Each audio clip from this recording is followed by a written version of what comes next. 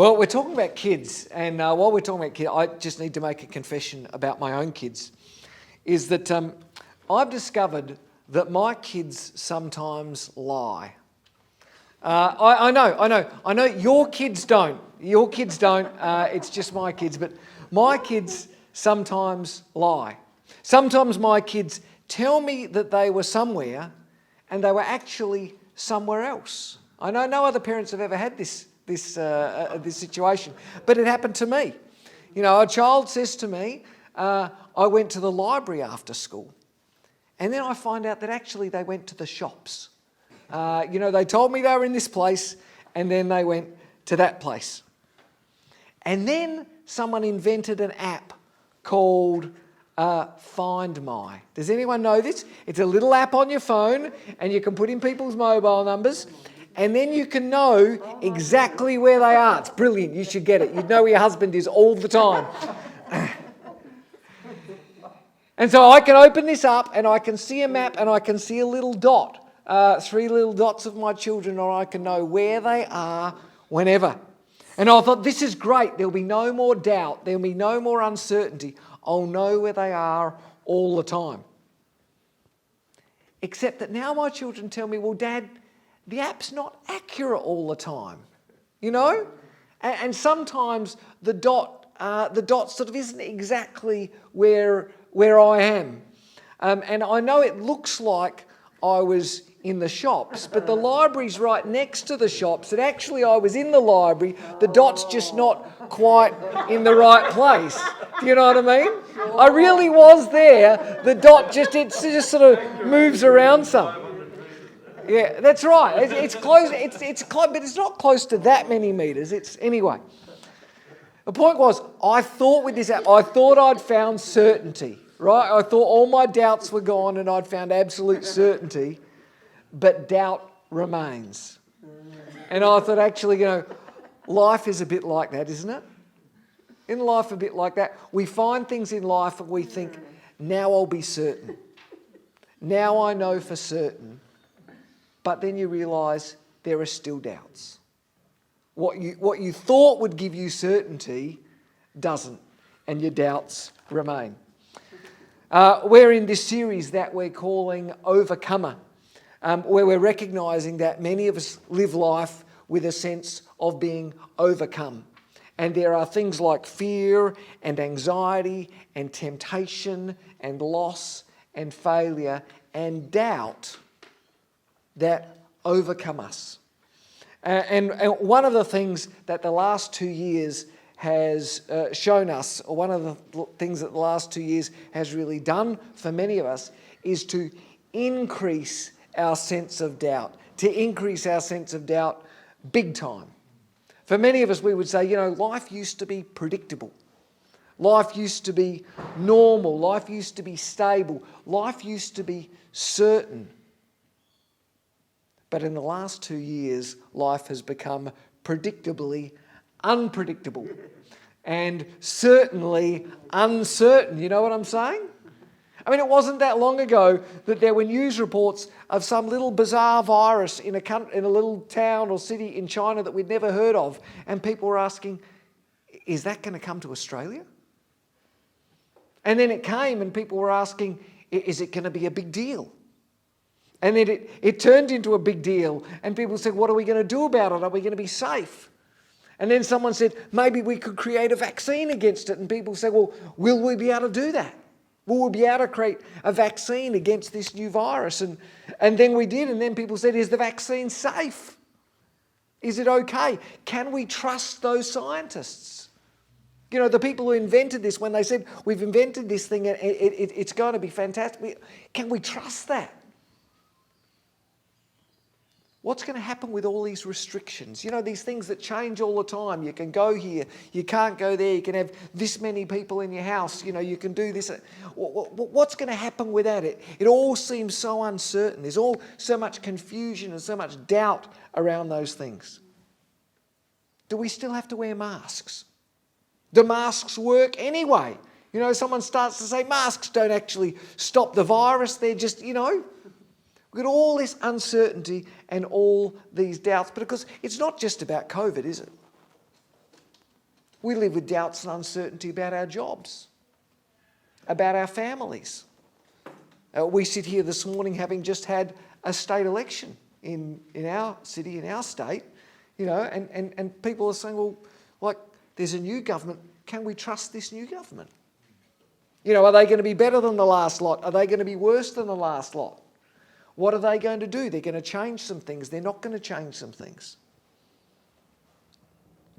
I'm just not sure anymore. I've got so many doubts. And in the midst of those doubts stands Jesus saying, trust me. I am the way, I am the truth, and I am the life. In the midst of all of our uncertainty stands a Christian faith saying there is a rock-solid foundation that you can build your life on. And if we're really honest, the kind of honesty that you don't like to admit to in church, if we're really honest, some of us have doubts about that too. We get all these stories about these people we've never met. I mean, did these people even exist? We've got a book that was put together from writings that are 2,000 years old, or is that 4,000 years old, or is it older than that? Can we believe this stuff? Is this real? Is this just all some great big uber complex fairy tale story that someone's put together? I mean, Jesus doesn't even have an Instagram page that we can check on. You know what I'm saying? There's no YouTube clips. There's no YouTube clips. He said, we've got these stories that he said these things. But how do we know? Where's the evidence? Where's the proof of all this stuff? I mean, is Christian faith really a rock-solid foundation for us? Is Jesus really a path to living life with certainty? I mean, is there any path to living life with certainty? And if there is, how do we get there? And that's what this series is about. That's what we've been doing in this series is sort of digging into those questions and looking to explore those questions. And today, as I've kind of intimated, we're going to get in and talk about doubt. And talk about overcoming doubt, asking ourselves, is that possible? And if it's possible, how? And I want to start with good news. And the good news is this, is that if you're a person who lives with some sense of doubt, if there are some things in your life, if you look at some things in faith and you think, if deep down I'm not really sure, I'm not really certain about that, I want to tell you, you're not alone. When Matthew and Mark and Luke and John sat down individually, and when they collected stories and memories of the life of Jesus, when they sat down to write a biography of the life of Jesus, they didn't avoid the stories where people had doubts and uncertainty. They didn't put together nice, neat stories where everyone believed and it was all happy and agreeable. They didn't try to tell the stories in a way that minimised the doubts or left those people and those details out. In fact, it seems to me they did almost the exact opposite. The stories that they tell us is almost like they were collecting the stories of all these people who had uncertainty, who had doubts, who weren't sure if Jesus was who he said he was, who weren't sure if the things that he said he was going to do, he was actually going to do. And the stories from the life of Jesus are full of stories of people essentially saying, I'm just not sure. Here's one of the stories that Mark tells in his gospel. This is Mark chapter 8. Write it down. You can read it again when you get home. Mark remembers this story. They're in a crowd. Jesus is teaching. And a man in the crowd answered, Teacher, that's another word for Jesus, name for him. Teacher, I brought you my son, who's possessed by a spirit that's robbed him of speech. Whenever it seizes him, the spirit that is, it throws him to the ground. He foams at the mouth, he gnashes his teeth, and he becomes rigid. I asked your disciples to drive it out, but they could not. You unbelieving generation, Jesus replied. How long shall I stay with you? How long shall I put up with you? Bring the boy to me. So they brought him. But when the spirit saw Jesus, this is the spirit in the boy, when the spirit saw Jesus, it immediately threw the boy into a convulsion right there in front of Jesus. Threw the boy into a convulsion. He fell to the ground and he rolled around, foaming at the mouth. And Jesus asked the boy's father, how long has he been like this? From childhood, he answered. It's often thrown him into the fire or water to kill him. Listen to what the father says next. But if you can do anything, take pity on us and help us. If you can, said Jesus, if you can, everything is possible for one who believes. Immediately the boy's father exclaimed, I do believe. Help me overcome my unbelief. This man comes to Jesus. We don't know the man's name. It seems like he's part of a crowd that are listening to Jesus teach and do things. And the man comes and sort of puts up his hand or moves to the front of the crowd and says, I need to talk to you about my son, about my boy, because he's been struggling with these seizures for years. And he talks through the details, and I'm a parent for those. I mean, just, imagine having a child living with those sort of, foaming at the mouth and becoming rigid in those seizures. And it's really clear that the father is desperate for help.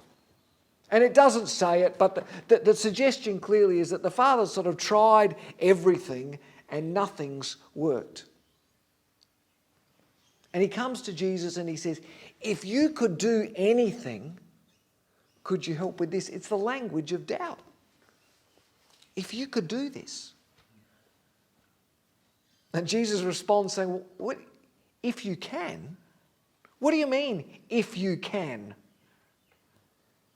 He makes this crazy, bold statement, everything is possible for the one who believes.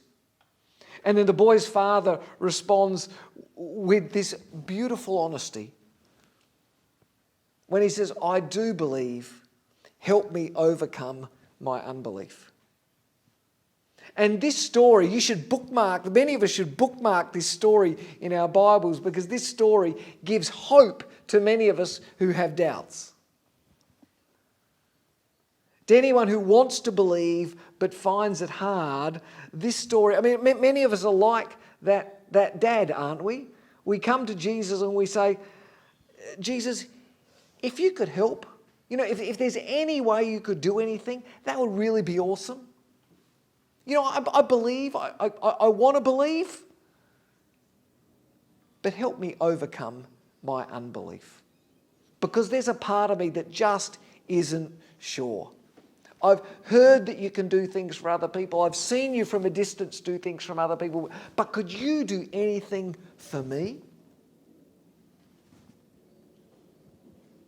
The writers of the Bible don't hide the doubt.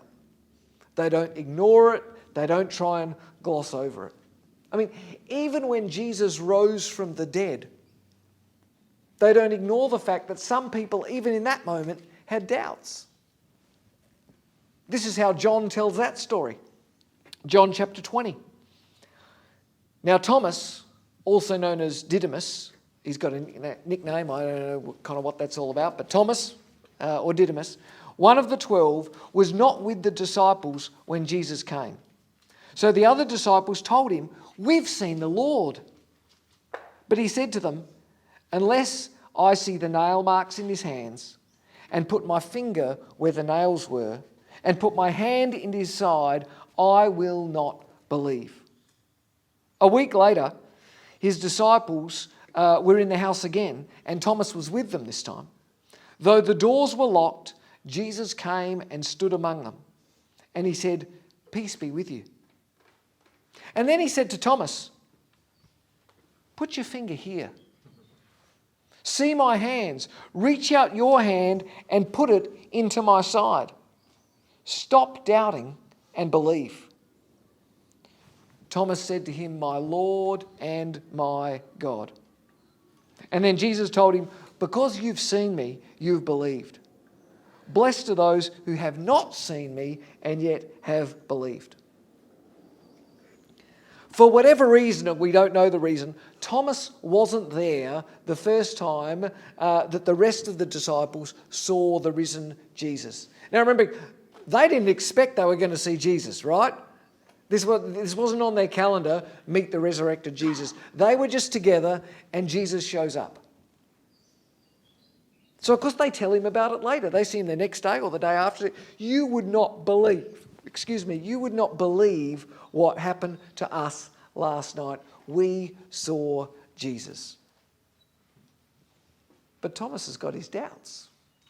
I mean, Thomas is surely like, sorry, you saw Jesus alive, right? The Jesus that we saw crucified. Because I've seen a lot of people get crucified. It's a regular thing here. And you know what? All of them died. And I've known a lot of people who've died. I've seen some people die. And you know what? No matter how they died, no matter when they died, no matter the cause of their death, there's one thing that all dead people have in common. You know what that is? They stay dead. That's right. And now you're telling me that Jesus that we saw die is alive. I don't believe you. Unless I can see the nails in his hands, because I saw those nails go in, unless I can see the nail prints in his hand, unless I can put my finger in there and feel that scar, unless I can put my hand in his side, because I saw the spear go in his side, unless I can feel that wound, I won't believe. Thomas gets a bad rap in this story. Have you ever heard the phrase "a doubting Thomas"? We still use it today sometimes. You know, people, you're a doubter. Well, this is where that phrase comes from, right? And it's easy to look at Thomas like he's kind of not a good disciple. You know, there were good ones and not good ones, right? And he's not a good one. But let's be honest. Who wouldn't be just a little bit like Thomas? You know what I'm saying? Because the truth is, many of us would be like Thomas, wouldn't we? In fact, many of us are like Thomas. We'll believe when we see proof, not someone else telling us their proof, when I've got proof myself. Most of us are skeptical, most of us are skeptical of things that are new or strange or that seem a little bit unbelievable. And the catch is that the Christian faith is full of things that are new and strange and a little bit unbelievable, aren't they? The Jesus story is full of things that make us want to doubt. Did that really happen? Did Jesus really do that? Did he really say that? Did that person really exist and respond to him like that? And if that's you in any way, I want to give you two really practical ways forward that we learn from these stories.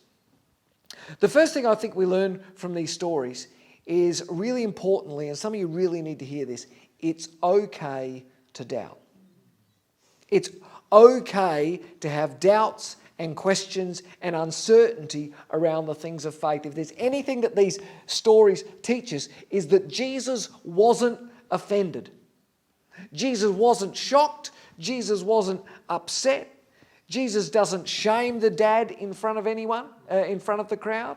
Jesus doesn't unfriend Thomas when this happens. These stories tell us that as far as Jesus is concerned and the writers of the scriptures are concerned, that doubt is a normal and a natural thing. In fact, you could argue that doubt's actually a good thing in some senses, isn't it?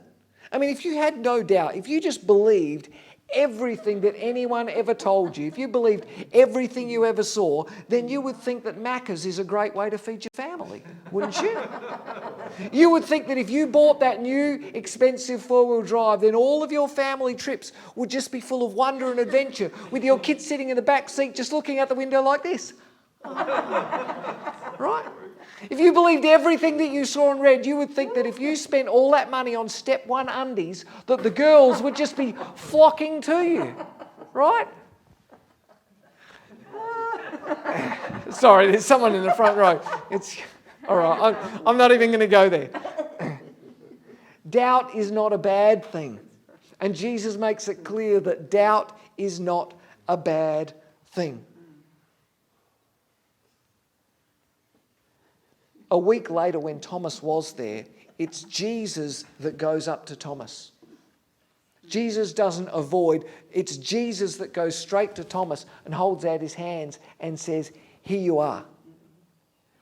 You wanted proof? I'll show you the proof. That's fine with me. You asked a question. Here's your answer. You can touch. You can feel. You can look. You can put a hand on my side." And the message today for some of us who doubt is don't ignore those doubts.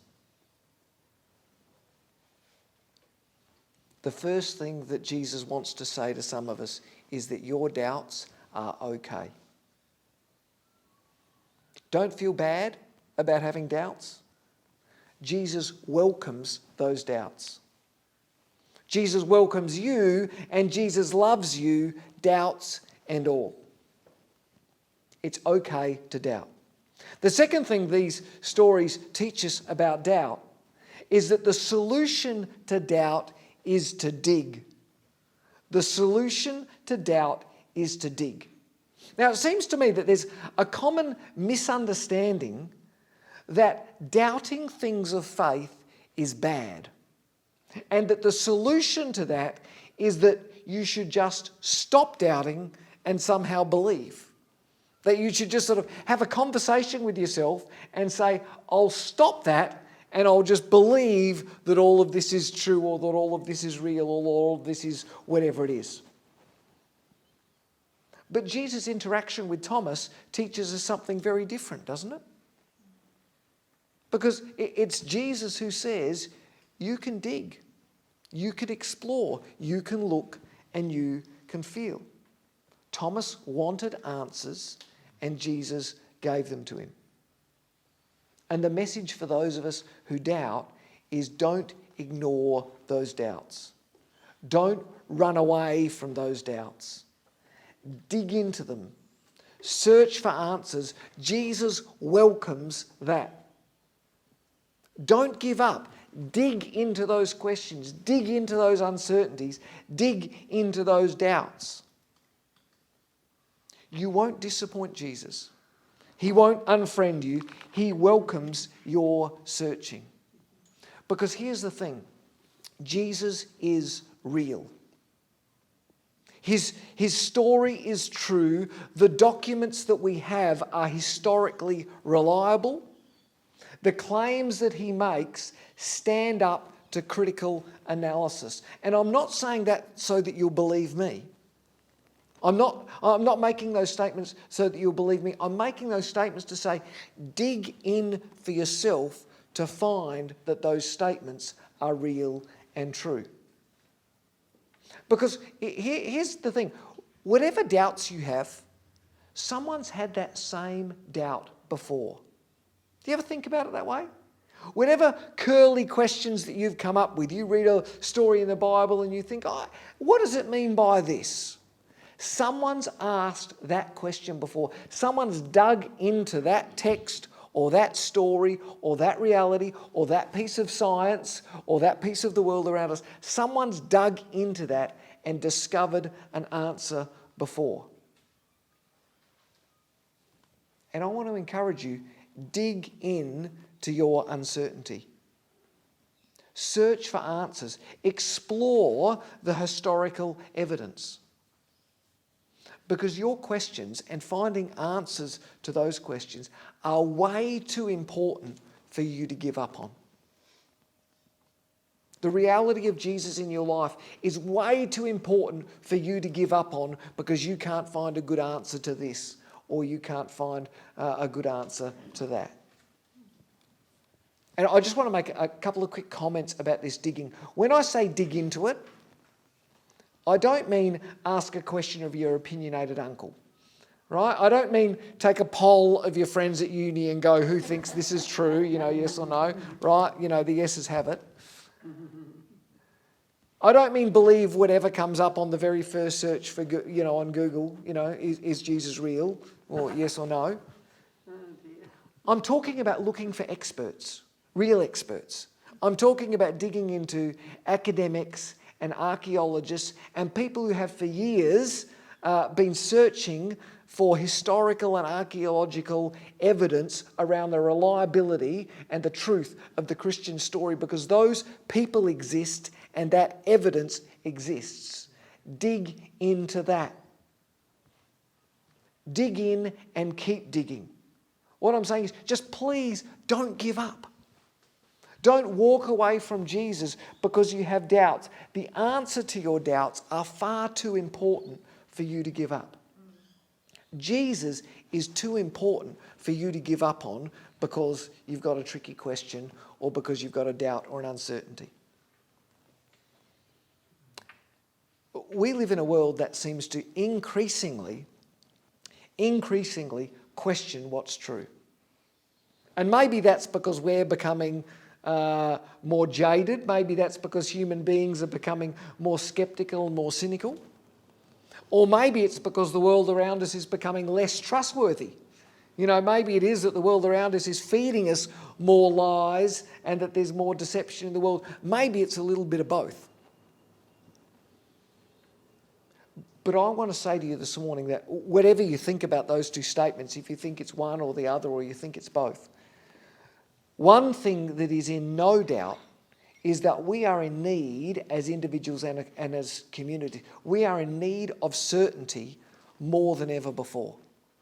With so much uncertainty around us, we are in need of certainty more than ever before. We desperately, as individuals and as communities, we need to find a source of truth and stability and certainty that we can anchor our lives to in an increasingly uncertain and unstable world.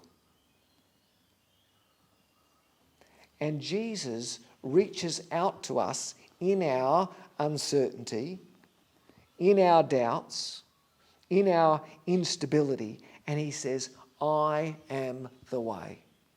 I am the truth and I am the life. Come to me and believe in me. And if all that seems a little bit far-fetched, if there's a part of you that wants to go, well, yeah, but, I want to encourage you today that your doubts are okay. Your doubts and your questions are welcomed here at this church because they're welcomed by Jesus. So please, don't give up on doubt. Don't let a doubt or a question be the thing that makes you walk away from Jesus. Dig into the evidence and look for answers. Because if you dig deep enough, if you continue to dig deep enough, you will eventually find a Saviour who says, put your fingers here and touch and feel that this thing is true. That I am real, that I am here, that I know you, that I love you, and that you are mine. There is a path to overcoming doubt. There is a path to living with certainty and confidence and stability in life. There is a rock-solid foundation that you can build your life on, and that path and that foundation is a person. And that person is Jesus. He is the path to overcoming your doubts. He is the path to living with certainty and confidence. He is the path to moving from being overcome to being an overcomer when it comes to doubt and uncertainty in your life. And that is something worth pursuing with all that you have.